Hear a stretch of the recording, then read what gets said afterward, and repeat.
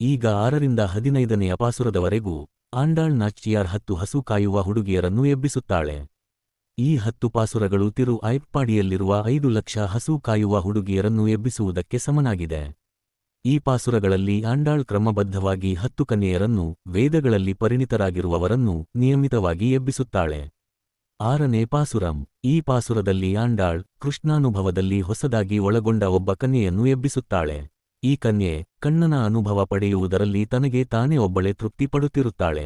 ಇದು ಪ್ರಥಮ ಪರ್ವ ನಿಷ್ಠೆ, ಕೃಷ್ಣನ ಅನುಭವ ಪಡೆಯುವುದರಲ್ಲಿ ಮೊದಲನೆಯ ಹಂತ. ಯಾರು ಇತರ ಭಕ್ತರ ಜೊತೆಗೂಡಿ ಕೃಷ್ಣಾನುಭವವನ್ನು ಪಡೆಯುತ್ತಾರೋ ಅದು ಚರಮಪರ್ವ ನಿಷ್ಠೆ. ಕೊನೆಯ ಹಂತದಲ್ಲಿ ವಿವರಿಸಲಾಗಿದೆ.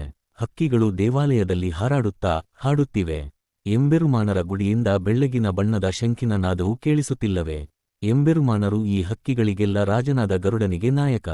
ಎಲೆ ಹುಡುಗಿಯೇ, ಎದ್ದೇಳು. ಎಂಬೆರುಮಾನರು ಕೃಷ್ಣನು ವಿಷವನ್ನು ಅದರ ಜೊತೆಗೆ ರಾಕ್ಷಸಿಯಾದ ಪೂತನೆಯ ಜೀವವನ್ನು ಕುಡಿದುಬಿಟ್ಟಿದ್ದಾನೆ. ಕಣ್ಣನು ತನ್ನ ಪುಟ್ಟ ಪಾದಗಳನ್ನು ವಿಸ್ತರಿಸಿ ಶಕಟಾಸುರನೆಂಬ ವಂಚಕನಾದ ರಾಕ್ಷಸನಿದ್ದ ಬಂಡಿಯನ್ನು ಒದ್ದು ಅವನನ್ನು ಸಂಹರಿಸಿದ್ದಾನೆ.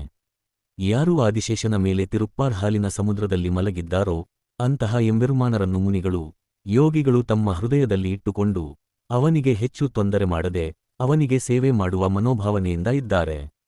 ಅವರು ಬೆಳಗ್ಗೆ ಏಳುವಾಗ ಮಾಡುವ ಹರಿ ಹರಿ ಎಂಬ ಬಲವಾದ ಶಬ್ದವು ನಮ್ಮ ಹೃದಯದೊಳಗೆ ಇಳಿದು ನಮ್ಮನ್ನು ತಂಪು ಮಾಡುತ್ತದೆ. 7ನೆಯ ಪಾಸುರಂ. ಈ ಪಾಸುರದಲ್ಲಿ ಆಂಡಾಳ್ ಒಬ್ಬಳು ಚೆನ್ನಾಗೆ ಕೃಷ್ಣಾನುಭವವನ್ನು ಹೊಂದಿರುವ ಹಸುಮೇಯಿಸುವ ಬಾಲಿಕೆಯನ್ನು ಎಬ್ಬಿಸುತ್ತಾಳೆ. ಆದರೆ ಈ ಕನ್ಯೆಯು ಎಚ್ಚರವಾಗಿದ್ದರೂ ಆಂಡಾಳ್ ಮತ್ತು ಇತರ ಸ್ನೇಹಿತರ ಸವಿಯಾದ ಧ್ವನಿಯನ್ನು ಕೇಳಲು ಅವಳು ತನ್ನ ಮನೆಯ ಒಳಗೇ ಇರುತ್ತಾಳೆ. ಓ ಅಜ್ಞಾನಿಯಾದ ಬಾಲಿಕೆಯೇ, ಕೃಷ್ಣನ ಮೇಲೆ ಭಕ್ತಿಯನ್ನು ಹೊಂದಿದ್ದರೂ ಅದನ್ನು ತಿಳಿಯದಿರುವ ನಿನಗೆ ಕೀಶು ಕೀಶು ಎಂಬ ಹಕ್ಕಿ ಪಕ್ಷಿಗಳ ಕಲರವ ಕೇಳಿಸುತ್ತಿಲ್ಲವೇ? ನಿನಗೆ ಮೊಸರು ಕಡೆಯುವ ಕಡಗೋಲಿನ ಶಬ್ದ ಮತ್ತು ಮೊಸರು ಕಡೆಯುವ ಹೆಣ್ಣುಗಳು ಹಾಕಿಕೊಂಡಿರುವ ಕಾಸಿನ ಮಾಲೆ ಮತ್ತು ಪುಷ್ಪ ಮಾಲೆಗಳು ಒಂದಕ್ಕೊಂದು ತಾಕಿ ಮಾಡುವ ಶಬ್ದ, ಕೈಗಳ ಬಳೆಗಳ ಶಬ್ದ ಕೇಳಿಸುತ್ತಿಲ್ಲವೇ? ಸುವಾಸನೆಯಿಂದ ಕೂಡಿದ ಸುಂದರವಾದ ಹೆರಳನ್ನು ಹೊಂದಿರುವ ಚಿನ್ನದ ಮಣಿಗಳು ಶಬ್ದ ಮಾಡುತ್ತಿರುವ ಚಿನ್ನದ ಆಭರಣಗಳನ್ನು ಹಾಕಿಕೊಂಡಿರುವ ಗೋಪಿಕೆಯರ ನಾಯಕಿಯೇ, ನಾವು ನಾರಾಯಣನ ಅವತಾರವಾದ ಕೃಷ್ಣನ ಮೇಲೆ ಹಾಡುಗಳನ್ನು ಹಾಡುತ್ತಿರುವುದು ಕೇಳಿಯೂ ಹಾಗೆಯೇ ಮಲಗಿರುವೆಯಾ? ಎದ್ದು ಬಾಗಿಲನ್ನು ತೆರೆ ಎಂದು ಆಂಡಾಳ್ ಹೇಳುತ್ತಾಳೆ. 8ನೆಯ ಪಾಸುರಂ. ಈ ಪಾಸುರದಲ್ಲಿ ಆಂಡಾಳ್ ಕಣ್ಣನಲ್ಲಿ ಅಧಿಕವಾಗಿ ಭಕ್ತಿಪರವಶಗೊಂಡ ಮತ್ತು ಆ ಭಕ್ತಿಯಿಂದ ಹೆಮ್ಮೆಯುಳ್ಳ ಒಬ್ಬ ಹಸುಮೇಯಿಸುವ ಹುಡುಗಿಯನ್ನು ಎಬ್ಬಿಸಲು ಹೋಗುತ್ತಾಳೆ. ಕೃಷ್ಣನು ಇಷ್ಟಪಡುವ ಹುಡುಗಿಯನ್ನು ಆಂಡಾಳ್ ಎಬ್ಬಿಸಲು ಹೋಗುತ್ತಾಳೆ. ಹೇ ಕೃಷ್ಣನೇ ಇಷ್ಟಪಡುವ ಹುಡುಗಿಯೇ, ಪೂರ್ವ ದಿಕ್ಕಿನಲ್ಲಿ ಇರುವ ಅಂಧಕಾರ ಸೂರ್ಯನ ಬೆಳಕಿನಿಂದ ತಿಳಿಯಾಗುತ್ತಿದೆ. ಎತ್ತುಗಳು ಮತ್ತು ಹಸುಕರುಗಳನ್ನು ಸ್ವಲ್ಪ ಕಾಲಕ್ಕೆ ಹೊರಬಿಡಲಾಗಿದೆ. ನಾವು ನಿನ್ನ ಮನೆಯ ಬಾಗಿಲಿಗೆ ಬಂದಾಗಿದೆ.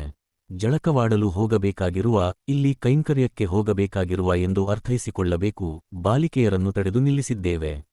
ಏಕೆಂದರೆ ಆ ಪ್ರಯೋಜನವನ್ನು ಎಲ್ಲರೂ ಸೇರಿ ನಿನ್ನನ್ನು ಸೇರಿ ಪಡೆದುಕೊಳ್ಳೋಣ ಎಂದು ನಿನ್ನ ಬಾಗಿಲಿಗೆ ಬಂದು ಕರೆಯಲು ನಿಂತಿದ್ದೇವೆ. ಏಳು, ಎದ್ದೇಳು. ಕಂಸನ ಆಸ್ಥಾನದಲ್ಲಿ ನಡೆದ ಮಲ್ಲಯುದ್ಧದಲ್ಲಿ ಎಲ್ಲಾ ಮಲ್ಲರ ಮೇಲೆ ವಿಜಯ ಸಾಧಿಸಿದ ಮತ್ತು ಎಲ್ಲಾ ನಿತ್ಯ ಸೂರ್ಯರಿಗೆ ಒಡೆಯನಾದ ಶ್ರೀಕೃಷ್ಣನು ನಮ್ಮ ತಪ್ಪು ಒಪ್ಪುಗಳನ್ನು ಸರಿಪಡಿಸಿ ನಮಗೆ ಏನು ಬೇಕೆಂದು ತಿಳಿದುಕೊಂಡು ನಮಗೆ ಶೀಘ್ರವಾಗಿ ಆಶೀರ್ವದಿಸುತ್ತಾನೆ ಎಂದು ಆಂಡಾಳ್ ಎಬ್ಬಿಸುತ್ತಾಳೆ. 9ನೇ ಪಾಸುರಂ. ಈ ಪಾಸುರದಲ್ಲಿ ಆಂಡಾಳ್ ಕೃಷ್ಣನನ್ನೇ ಬಲವಾಗಿ ನಂಬಿರುವ ಮತ್ತ ಅವನನ್ನು ಪಡೆಯಲು ಅವನನ್ನೇ ಸಾಧನವಾಗಿ ನಂಬಿರುವ ಹಸುಮೇಯಿಸುವ ಹುಡುಗಿಯನ್ನು ಎಬ್ಬಿಸಲು ಹೋಗುತ್ತಾಳೆ. ಈ ಹುಡುಗಿಯ ಭಕ್ತಿ ಸೀತಾಮಾತೆಯ ಹಾಗೆ, ನನ್ನನ್ನು ಶ್ರೀರಾಮನೇ ಬಂದು ರಕ್ಷಿಸುವನು ಎಂದು ಹನುಮಂತನಿಗೆ ಹೇಳಿದ ಹಾಗೆ, ಈ ಹುಡುಗಿಯು ಪರಮಾತ್ಮನನ್ನು ಅವನನ್ನು ಪಡೆಯಲು ಅವನನ್ನೇ ಸಾಧನವಾಗಿ ನಂಬಿದ್ದಾಳೆ. ಓ ನನ್ನ ಸೋದರಮಾವನ ಮಗಳೇ, ನೀನು ಸುಸಜ್ಜಿತವಾದ ಸುವ್ಯವಸ್ಥಿತವಾದ ಮಳಿಗೆಯ ಮನೆಯಲ್ಲಿ ಸುತ್ತಲೂ ಪ್ರಕಾಶವಾದ ಎಂತಹ ಕೊರತೆಯೂ ಇಲ್ಲದ ವೈಢೂರ್ಯಗಳಿಂದ ಆವರಿಸಲ್ಪಟ್ಟ ಕೋಣೆಯಲ್ಲಿ ಮಲಗಿದ್ದೀಯ. ಸುತ್ತಲೂ ಸುಗಂಧಿತ ದ್ರವ್ಯಗಳು ಪಸರಿಸಿವೆ. ಮೆಲ್ಲನೆ ಇಳಿದು ಬಂದು ಕೆಂಪು ರತ್ನಗಳಿಂದ ಕೂಡಿದ ಬಾಗಿಲ ಚಿಲಕವನ್ನು ತೆರೆ. ಓ ಅತ್ತೆಯೇ, ನಿನ್ನ ಮಗಳನ್ನು ಎಬ್ಬಿಸು. ನಿನ್ನ ಮಗಳು ಕಿವುಡಿಯೇ, ಮೂಕಳೆ, ಇಲ್ಲವಾದರೆ ರಕ್ಷಣೆಯಲ್ಲಿಟ್ಟಿದ್ದೀರಾ? ಅವಳಿಗೆ ಯಾರಿಂದಲಾದರೂ ಹೆಚ್ಚಾಗಿ ಮಲಗುವ, ನಿದ್ದೆ ಮಾಡುವ ಶಾಪವಿದೆಯೇ? ನಾವು ಎಂಬೆರುಮಾನರ ಹಲವು ತಿರುನಾಮಗಳನ್ನು ಹೇಳುತ್ತಿದ್ದೇವೆ.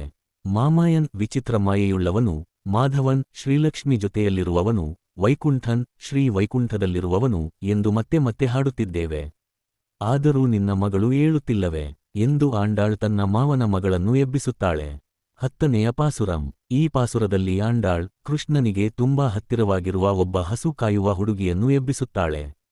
ಆ ಹುಡುಗಿಯು ಎಂಬೆರುಮಾನರೇ ಅವರನ್ನು ಪಡೆಯಲು ದಾರಿ ಎಂದು ದೃಢವಾಗಿ ನಂಬಿರುತ್ತಾಳೆ ಮತ್ತು ಆ ದಾರಿಯಲ್ಲಿ ಕೈಂಕರ್ಯವನ್ನು ಮಾಡುತ್ತಿರುತ್ತಾಳೆ. ಆದ್ದರಿಂದ ಕೃಷ್ಣನಿಗೆ ಈ ಹುಡುಗಿಯೆಂದರೆ ಅಚ್ಚುಮೆಚ್ಚು. ಓಹ್ ಹುಡುಗಿಯೇ, ನೀನು ಭಗವಂತನನ್ನು ಸದಾಕಾಲ ನೆನೆದು ನಿರಂತರ ಸ್ವರ್ಗವನ್ನೇ ಅನುಭವಿಸಿದ್ದೀಯ. ನಿನ್ನ ಮನೆಯ ದ್ವಾರವು ತೆರೆದಿಲ್ಲವಾದರೂ ಯಾರಾದರೂ ಮನೆಯ ಒಳಗಿನಿಂದ ಉತ್ತರಿಸುತ್ತೀರಾ? ಕುಂಭಕರ್ಣನು ಎಂಬೆರುಮಾನರಾದ ಶ್ರೀರಾಮರಿಂದ ಯಮನ ಬಾಯಿಗೆ ಬೀಳುತ್ತಾನೆ. ಅಂತಹ ಕುಂಭಕರ್ಣನೇ ನಿನಗೆ ಸೋತು ತನ್ನ ನಿತ್ಯಗುಣವಾದ ದೀರ್ಘಕಾಲ ನಿದ್ದೆಯನ್ನು ನಿನಗೆ ದಯಪಾಲಿಸಿದ್ದಾನೆಯೇ? ಸದಾ ಸುಗಂಧಿತವಾದ ತುಳಸಿಯ ಮಾಲೆಯನ್ನು ಹಾಕಿಕೊಂಡಿರುವ ನಾರಾಯಣನು ನಮ್ಮೆಲ್ಲರಿಂದ ಪಲ್ಲಾಂಡು ಮತ್ತು ಇತರ ಗುಣಗಾನ ಮಾಡಲ್ಪಡುವನು. ಅವನು ಕೈಂಕರ್ಯಗಳನ್ನು ಮಾಡಲು ಹಾಗೂ ಸೇವಾಭಾಗ್ಯವನ್ನು ನಮಗೆ ಕೊಡುತ್ತಾನೆ. ಓಹ್ ಹುಡುಗಿಯೇ, ನೀನು ಅತಿ ಸುಂದರವಾದ ನಿದ್ದೆಯನ್ನು ಮಾಡಿದ್ದೀಯ. ಅತಿ ಅಪರೂಪದ ಆಭರಣವೇ, ನಿನ್ನ ನಿದ್ದೆಯಿಂದ ತಿಳಿದೆದ್ದು ಎಚ್ಚರಿಕೆಯಿಂದ ಕದವನ್ನು ತೆರೆ ಎಂದು ಆಂಡಾಳೆಬ್ಬಿಸುತ್ತಾಳೆ. ಮುಂದಿನ ಪಾಶುರಗಳು ಮುಂದುವರಿಯುತ್ತವೆ. ಅಲ್ಲಿವರೆಗೂ ಧನ್ಯವಾದಗಳು. ಈ ವಿಡಿಯೋ ನಿಮಗೆ ಇಷ್ಟವಾದಲ್ಲಿ ಲೈಕ್ ಮಾಡಿ, ಸಬ್ಸ್ಕ್ರೈಬ್ ಮಾಡಿ, ಶೇರ್ ಮಾಡಿ.